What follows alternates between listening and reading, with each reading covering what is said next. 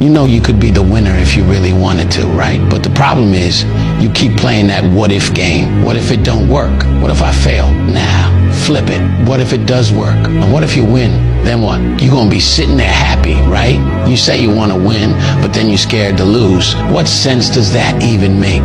Look, you can't talk about wanting to win and then be scared of the risk. That's not how this works. If you lock in, keep your head down and stay focused on the vision, how could you not win? The only thing that's gonna make you lose is your own mindset, and that's all on you. Your biggest enemy ain't out there, it's in your head. So if you wanna win, you gotta get out of your own way. And here's the truth.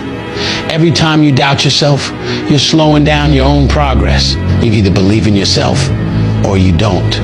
There's no in between. If you keep second guessing everything, you're already losing. But when you stop playing scared and start moving like you're built for this, you'll see everything change. So stop thinking about what could go wrong and start focusing on what's gonna go right.